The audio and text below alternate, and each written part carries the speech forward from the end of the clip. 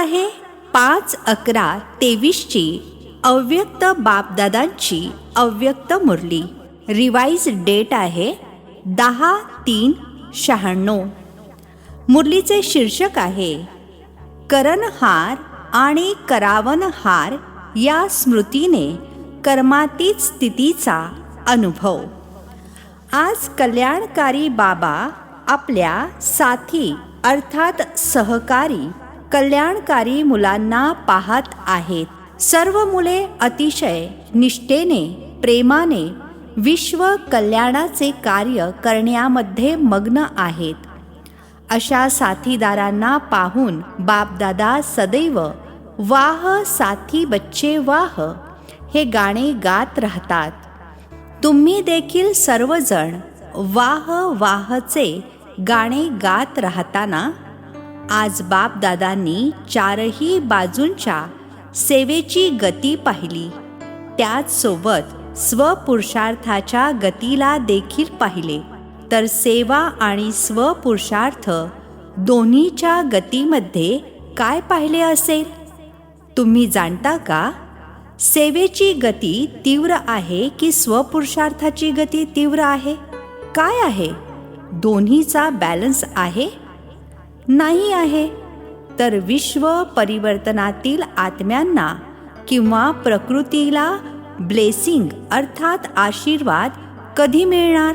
कारण बॅलन्समुळे तुम्हा सर्वांना जे आशीर्वाद मिळाले आहेत ते इतरांना मिळतील.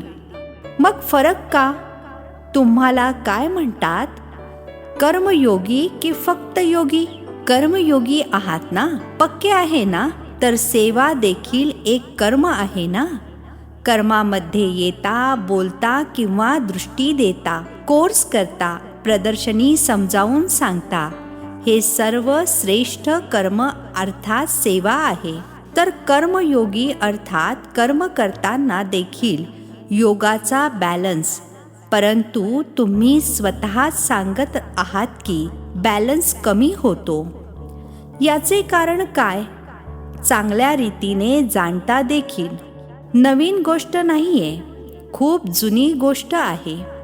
बापदादांनी पाहिले की सेवा किंवा कर्म आणि स्वपुरुषार्थ अर्थात योगयुक्त. तर दोन्हीचा बॅलन्स ठेवण्यासाठी विशेष एकच शब्द आठवणीत ठेवा. तो कोणता? बाबा करावनहार आहेत आणि मी आत्मा. म्हणजे मी अमकी नाही, आत्मा करणहार आहे. तर करावनहार हा एक शब्द तुमचा बॅलन्स खूप सहज बनवेल. स्वपुरुषार्थाचा बॅलन्स अथवा गती कधीही कमी होते. त्याचे कारण काय आहे? करावनहारच्या ऐवजी मीच करणारी किंवा करणारा आहे. करणहारच्या ऐवजी स्वतःला करावनहार समजता. मी करत आहे. जी काही आणि ज्या प्रकारची पण माया येते त्याचे गेट कोणते आहे? मायेचे सर्वात चांगले सोपे गेट जाणता तर आहातच, मी. तर हे गेट आता पूर्ण बंद केले नाही आहात. असे बंद करता जे माया सहजपणे उघडते आणि आत येते. जर मी करणहार आहे तर करविणाऱ्याची अवश्य आठवण राहील. करत आहे, परंतु करणारे बाबा आहेत. करावनहार असल्याशिवाय तुम्ही करणहार बनू शकत नाही. डबल रूपाने करावनहारची स्मृती पाहिजे. एक तर बाबा करावनहार आहेत आणि दुसरे मी आत्मासुद्धा या कर्मेंद्रियांद्वारे कर्म करवून घेणारी आहे. यामुळे काय होईल की कर्म करत असताना देखील कर्माच्या चांगल्या किंवा वाईट प्रभावामध्ये येणार नाही. यालाच म्हणतात कर्मातीत अवस्था. तुम्हा सर्वांचे लक्ष काय आहे? कर्मातीत बनणे हे आहे ना? की थोडे थोडे कर्मबंधन राहिले तरी काही हरकत नाही? राहिले पाहिजे की नाही राहिले पाहिजे? कर्मातीत बनायचे आहे ना? बाबांवरील प्रेमाची निशाणी आहे कर्मातीत बनणे.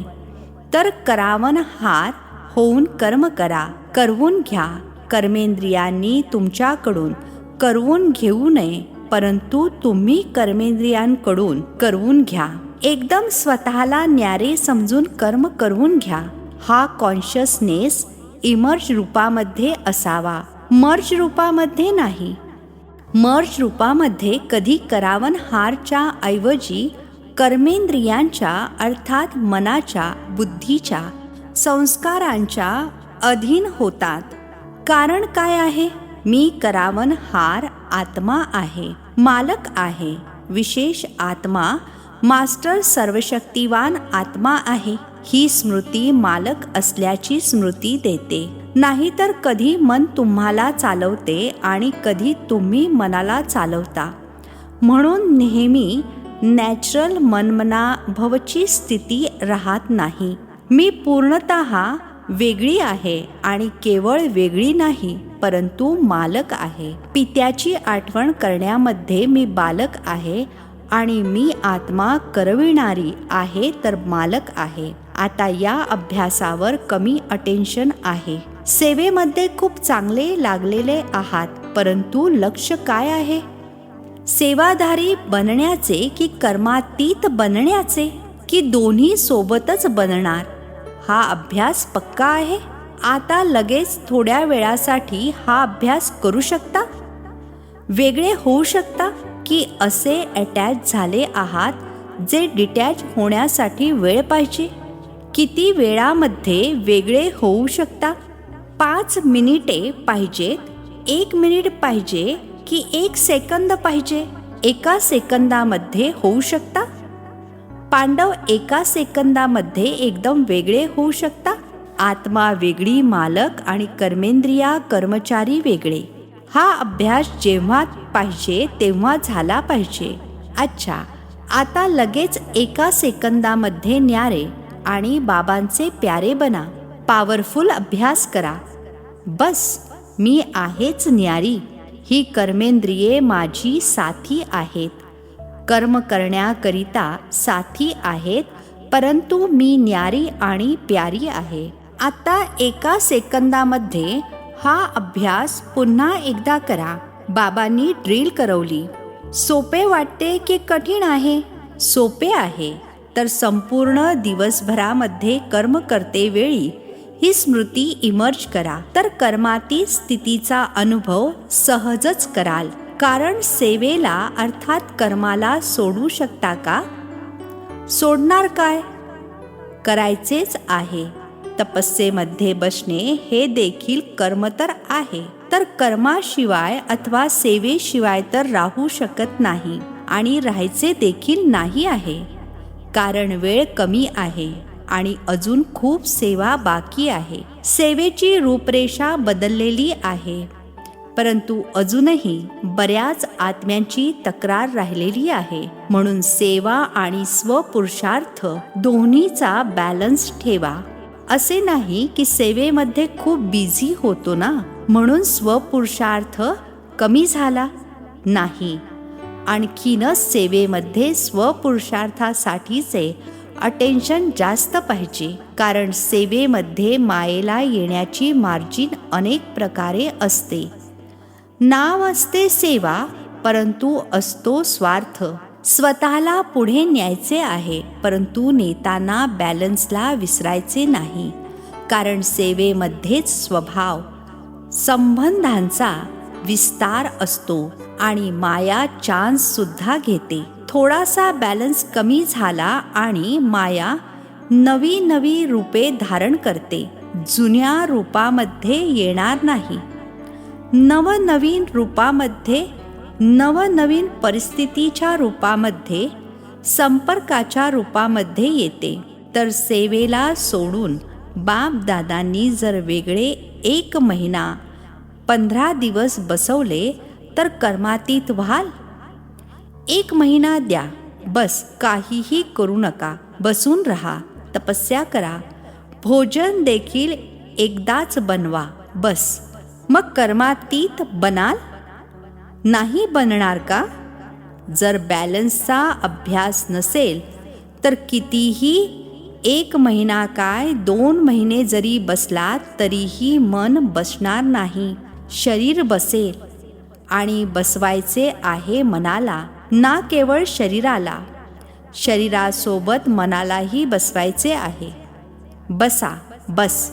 बाबा आणि मी, दुसरे कुणीही नाही. तर 1 महिना अशी तपस्या करू शकतात का? सेवेची आठवण येईल. बाप दादा किंवा ड्रामा दाखवत राहतो की दिवसेंदिवस सेवा वाढणारच आहे. तर मग बसणार कसे? जी 1 वर्षापूर्वी तुमची सेवा होती आणि या वर्षी जी सेवा केली ती वाढली आहे की कमी झाली आहे? वाढली आहे ना.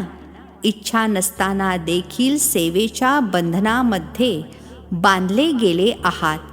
परंतु बॅलन्सद्वारे सेवेचे बंधन नाही तर संबंध असेल. ज्याप्रमाणे लौकिक संबंधांमध्ये समजतात की एक आहे कर्मबंधन आणि एक आहे सेवेचा संबंध, तर बंधनाचा अनुभव होणार नाही. सेवेचा गोड संबंध आहे. तर काय अटेन्शन द्याल? सेवा आणि स्वपुरुषार्थाचा बॅलन्स. सेवेच्या अतिमध्ये जाऊ नका. बस मलाच करायची आहे, मीच करू शकते, नाही. करविणारा करवून घेत आहे. मी निमित्त करनहार आहे. तर जबाबदारी असताना देखील थकावट कमी होईल. बरीच मुले म्हणतात, खूप सेवा केली आहे ना, त्यामुळे थकलो आहे, डोके जड झाले आहे. तर डोके जड होणार नाही, परंतु आणखीनच करावनहार. बाबा खूप चांगला मसाज करतील आणि डोके आणखीनच फ्रेश होईल. थकावट होणार नाही, एक्स्ट्रा एनर्जी येईल. जर विज्ञानाच्या औषधांद्वारे शरीरामध्ये एनर्जी येऊ शकते, तर काय बाबांच्या आठवणीद्वारे आत्म्यांमध्ये एनर्जी येऊ शकत नाही काय? आणि आत्म्यामध्ये एनर्जी आली तर शरीरावर ॲटोमॅटिकली प्रभाव पडतो. अनुभवी सुद्धा आहात. कधी कधी तर अनुभव होतो. मग चालता चालता लाईन बदलते आणि कळतही नाही. जेव्हा कोणती उदासीनता, थकवा किंवा डोके जड होते ना, तेव्हा मग भान येते, हे काय झाले, का झाले? परंतु करनहार आणि करावनहार, केवळ या एका शब्दाची आठवण करा. कठीण आहे की सोपे आहे? बोला, हाजी. अच्छा. आता 9 लाख प्रजा बनवली आहे. विदेशामध्ये किती बनले आहेत? 9 लाख बनले आहेत. आणि भारतामध्ये बनले आहेत? नाही बनले आहेत. तर तुम्हीच समाप्तीच्या काट्याला पुढे जाऊ देत नाही आहात. बॅलन्स ठेवा. डायमंड जुबली आहे ना, तर खूप सेवा करा, परंतु बॅलन्स ठेवून सेवा करा, तर लवकर प्रजा बनेल. वेळ लागणार नाही. प्रकृतीसुद्धा खूप थकली आहे. आत्मेसुद्धा निराश झालेले आहेत. आणि जेव्हा निराश होतात तेव्हा कोणाची आठवण करतात? भगवंताची, पित्याची आठवण करतात. परंतु त्याचा पूर्ण परिचय नसल्याकारणाने तुम्हा देवी देवतांची जास्त आठवण करतात. तर निराश आत्म्यांचे बोलावणे तुम्हाला ऐकू येत नाही का? येते का? स्वतःमध्येच मस्त आहात. मर्सीफुल अर्थात दयाळू आहात ना. बाबांना देखील काय म्हणतात? मर्सीफुल. दुसऱ्या धर्मावाले मर्सी अर्थात दया जरूर मागतात. सुख मागणार नाहीत, परंतु दया सर्वांना पाहिजे. तर देणारे कोण आहेत? तुम्ही देणारे आहात ना, की घेणारे आहात? घेऊन देणारे, दात्याची मुले आहात ना. तर आपल्या भाऊ बहिणींकरिता दयाळू बना. आणि दयाळू बनून सेवा कराल तर त्यामध्ये निमित्त भाव स्वतःच असेल. कोणावरही भले कितीही वाईट असेल, परंतु जर तुम्हाला त्या आत्म्याप्रती दया असेल तर तुम्हाला त्याच्याप्रती कधीही घृणा किंवा ईर्ष्या किंवा क्रोधाची भावना येणार नाही. दयेची भावना सहजच निमित्त भाव इमर्ज करते. स्वार्थापोटी दया नाही, खरी दया. स्वार्थापोटी सुद्धा दया असते. कोणत्या आत्म्याप्रती आतून आकर्षण असते आणि समजतात दया वाटते, तर ती झाली स्वार्थापोटी दया. खरी दया नाही. खऱ्या दयेमध्ये कोणतेही आकर्षण नाही, कोणते देहभान नाही. आत्मा आत्म्यावर दया करत आहे. देह अभिमान किंवा देहाच्या कोणत्याही आकर्षणाचे नामोनिशाण देखील नाही. कोणाचे आकर्षण शरीरासोबत असते आणि कोणाचे आकर्षण गुणांसोबत, विशेषतांसोबत सुद्धा असते. परंतु विशेषता किंवा गुण देणारे कोण आहेत? आत्मा तरी देखील कितीही मोठी असेल, परंतु पित्याद्वारे लेवता अर्थात घेणारी आहे. माझे नाही आहे, बाबांनी दिले आहे. तर मग का नाही डायरेक्ट दात्याकडून घ्यावे? म्हणून म्हटले की स्वार्थापोटी दया नाही. बरीच मुले असे काही नखरे दाखवतात, असणार स्वार्थ, आणि म्हणतील मला दया येते. दुसरे काहीही नाही आहे, केवळ दया आहे. परंतु चेक करा, निस्वार्थ दया आहे? लगावमुक्त अर्थात आकर्षणमुक्त दया आहे? कोणत्या अल्पकाळाच्या प्राप्तीसाठी तर दया नाही आहे. मग म्हणतील खूप चांगली आहे ना, खूप चांगला आहे ना, म्हणून थोडेसे, थोड्यासाठी सुद्धा मुभा नाहीये. जर कर्मातीत बनायचे आहे तर हे सर्व व्यत्यय आहेत जे बॉडी कॉन्शियसमध्ये घेऊन येतात. चांगला आहे, परंतु बनविणारा कोण आहे? चांगलेपणा भले धारण करा, परंतु चांगलेपणाच्या प्रभावाने प्रभावित होऊ नकात. न्यारे आणि बाबांचे प्यारे, जे बाबांचे प्रिय आहेत ते नेहमी सेफ अर्थात सुरक्षित आहेत. समजले? जर सेवेला वाढवता आणि वाढवायचेच आहे तर स्थापनेला देखील जवळ आणायचे आहे की नाही? कोण आणणार? बाबा आणतील? सर्वजण आणतील. साथी आहेत ना? एकटे बाबा सुद्धा तुम्हा साथी मुलांशिवाय काहीही करू शकत नाहीत. पहा, बाबांना जर आम्हाला समजावून सांगायचे जरी असले तरी देखील शरीराची सोबत घ्यावी लागते. शरीराची सोबत असल्याशिवाय बोलू शकतो का? भले जुनी गाडी अर्थात जुने शरीर असेल, नाही तर चांगले असेल, परंतु आधार तर घ्यावाच लागतो. आधाराशिवाय करू शकत नाहीत. ब्रह्माबाबांची साथ घेतली ना, तेव्हाच तर तुम्ही ब्राह्मण बनलात. ब्रह्मा कुमार म्हणतात, शिवकुमार म्हणत नाही, कारण निराकार पित्याला सुद्धा साकारचा आधार घ्यायचाच आहे. ज्याप्रमाणे साकार ब्रह्माचा आधार घेतला, आता देखील ब्रह्माचा अव्यक्त फरिश्त्याच्या रूपामध्ये आधार घेतल्याशिवाय तुमची पालना करू शकत नाहीत. भले मग साकारमध्ये घेतला नाही तर आकार रूपामध्ये घेतला, परंतु आत्म्याचा आधार सोबत घ्यावीच लागते. तसे तर ऑलमायटी अथॉरिटी आहेत. जेव्हा जादूगार विनाशी खेळ सेकंदामध्ये दाखवू शकतात, तर काय ऑलमायटी अथॉरिटी जे पाहिजे ते करू शकत नाहीत काय? करू शकतात. आत्ताच्या आता विनाशाला आणू शकतात. एकटे आणू शकतात. एकटे करू शकत नाहीत. भले ऑलमायटी अथॉरिटी जरी आहेत, परंतु तुम्हा साथींच्या संबंधामध्ये बांधलेले आहेत.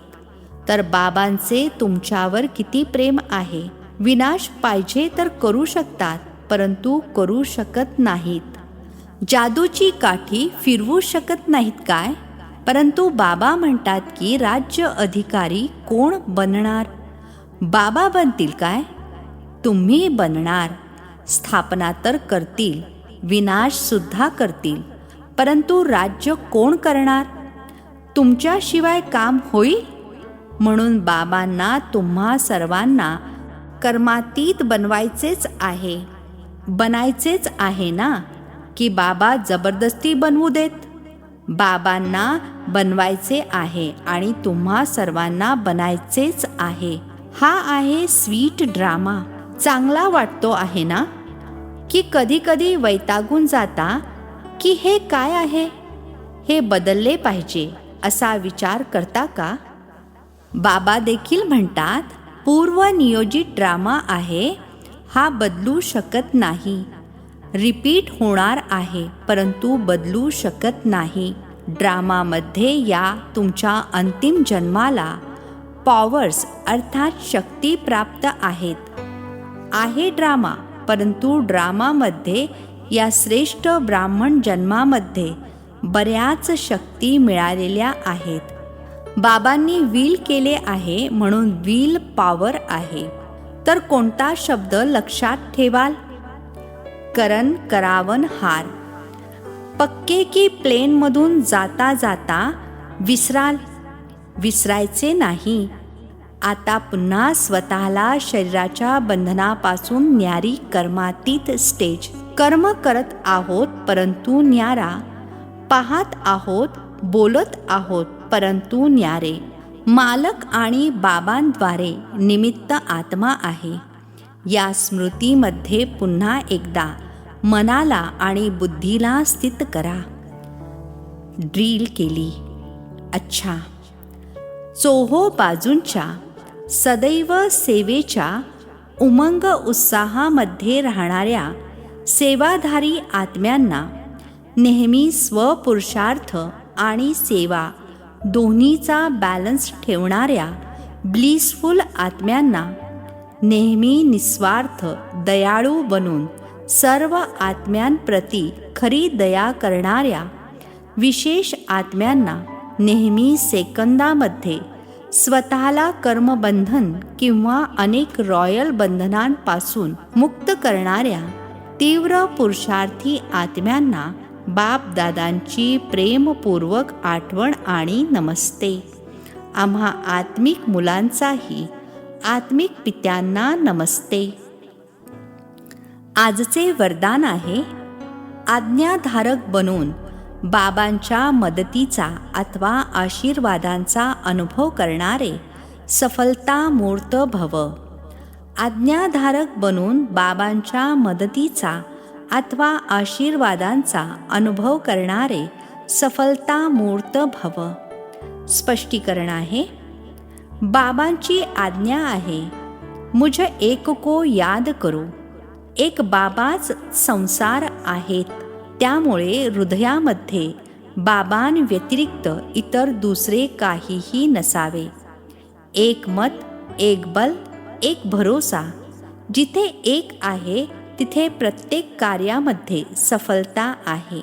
त्यांच्यासाठी कोणतीही परिस्थिती पार करणे सोपे आहे. आज्ञापालन करणाऱ्या मुलांना बाबांचे आशीर्वाद मिळतात, त्यामुळे अवघड देखील सोपे होऊन जाते. स्लोगन आहे, नवीन ब्राह्मण जीवनाच्या स्मृतीमध्ये राहा, तर कोणताही जुना संस्कार इमर्ज होऊ शकणार नाही. नवीन ब्राह्मण जीवनाच्या स्मृतीमध्ये राहा, तर कोणताही जुना संस्कार इमर्ज होऊ शकणार नाही. अच्छा, ओम शांती. नवनवीन मराठी व्हिडिओज प्राप्त करण्यासाठी सबस्क्राईब करा मराठी गॉड रिपोर्ट चॅनलला.